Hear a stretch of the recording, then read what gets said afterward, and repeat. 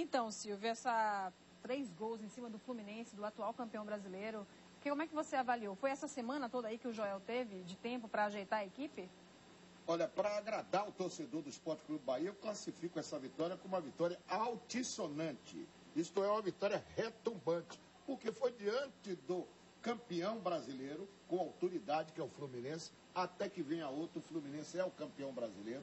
Vinha de 4 jogos sem perder, queria fazer uma quina em cima do Sport Clube Bahia, mas os jogadores do Bahia deram a resposta dentro de campo. Foi uma beleza de apresentação do Bahia? Foi, dentro dos parâmetros estabelecidos taticamente pelo treinador Joel Santana. Nós estávamos sempre dizendo aqui, o Bahia não tem time para jogar com 2 volantes, tem que ter 3 volantes e tem que ter um volante de ofício pelo lado esquerdo. E só o Joel Santana chegou aí para enxergar isso, que o Helder é um jogador que não pode ficar fora do elenco do Bahia, que ele cobre bem o lado esquerdo, enquanto que o Fabinho cobre bem o lado do Marcos. Ontem os 2 laterais se soltaram, sem preocupação. Agora, não é uma vitória para a torcida do Bahia estar soltando foguete. Essa que é a grande realidade. Eu não vou aqui enganar torcedor do Bahia e nem enganar nenhum torcedor. O Bahia continua 3 pontos na zona de rebaixamento. Se não ganhar do Atlético quarta-feira e o Atlético Mineiro ganhar, o Bahia volta para a zona de rebaixamento. Então, para que essa euforia aí contida?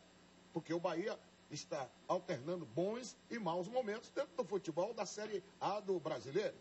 Ganhou bem do Flamengo? Ganhou, mas em seguida levou um sapé-caiaiá aqui do Grêmio, levou outro sapé-caiaiá do Atlético Mineiro.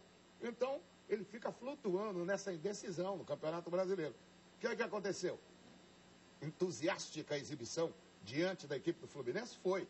E o que é que vai acontecer quarta-feira? Vai manter o mesmo ritmo? O que é que vai acontecer contra o Corinthians? É essa a nossa preocupação como analista. Agora, como torcedor, você mesmo pode soltar o foguete e apanhar a flecha. Mas como você mesmo falou, Silvio, o Joel já começou essa semana concentrando todo mundo e já focado no jogo de quarta-feira, né? Claro, o jogo é na próxima quarta-feira, ele já botou todo mundo na concentração a partir desta noite, na noite de segunda-feira.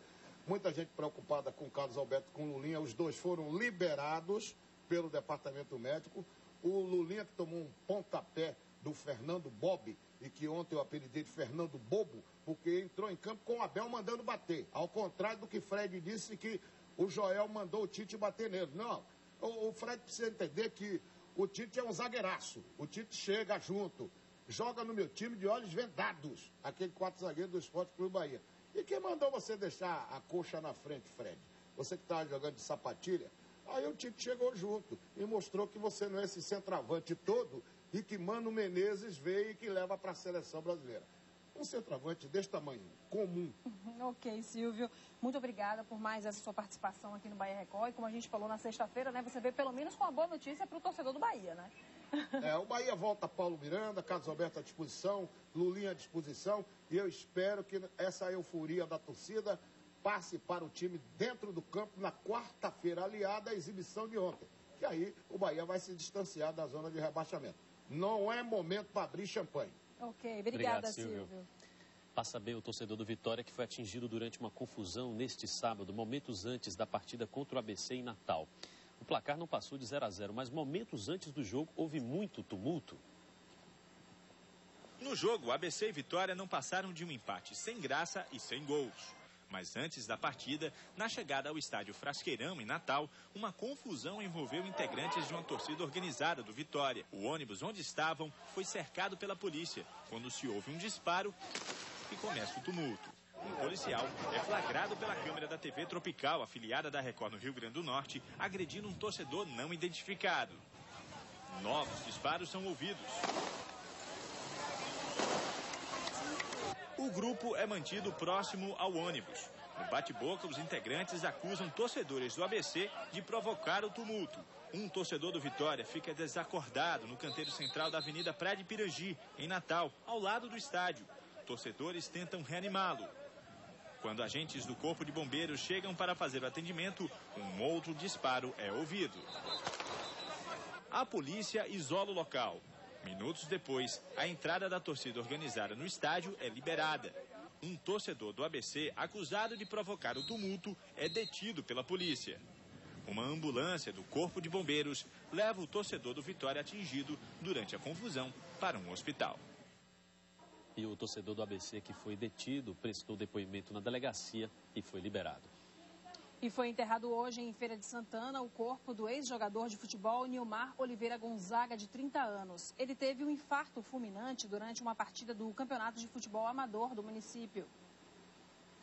Familiares e amigos compareceram ao velório para prestar a última homenagem. O corpo do ex-jogador foi enterrado no cemitério São Jorge, em Feira de Santana.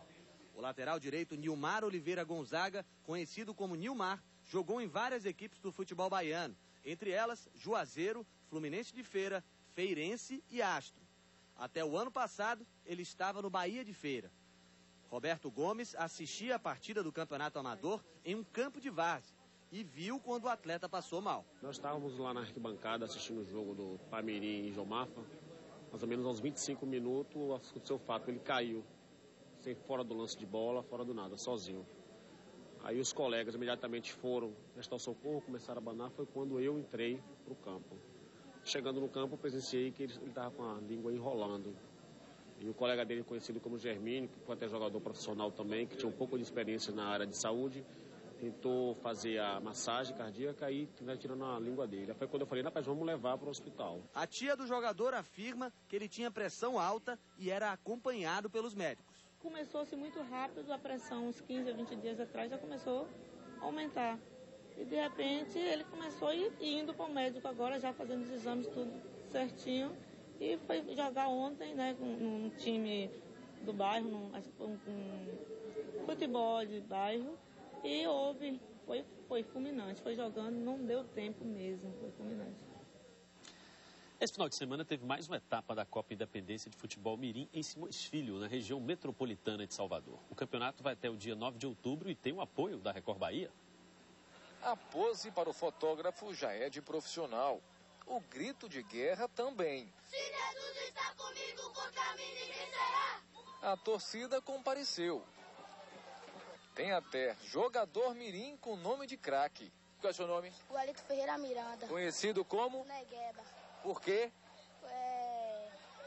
Eu jogo muito bem. Jogo muito bem. O discurso já está na ponta da língua. É bola no pé e um sonho na cabeça. Ser jogador profissional. É ser um grande jogador de futebol. Que eu possa ter uma boa vida.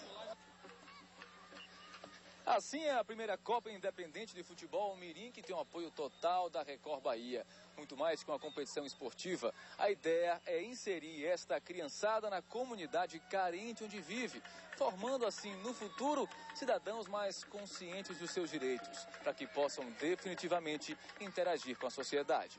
Além da competição em si, é fazer com que eles convivam com pessoas de outras comunidades, de outras sociedades, até de outros estados. E essa turminha gosta mesmo de fazer gols. A média surpreende. As redes chegam a balançar 4 vezes por partida. Até 16 de outubro, serão 46 jogos disputados entre 2 categorias divididas em 20 equipes. Crianças de 11 e 12 anos que fazem parte de escolinhas de bairros nobres e de vários projetos sociais espalhados por todo o estado. É muito importante, né? As crianças hoje estão tendo essa oportunidade.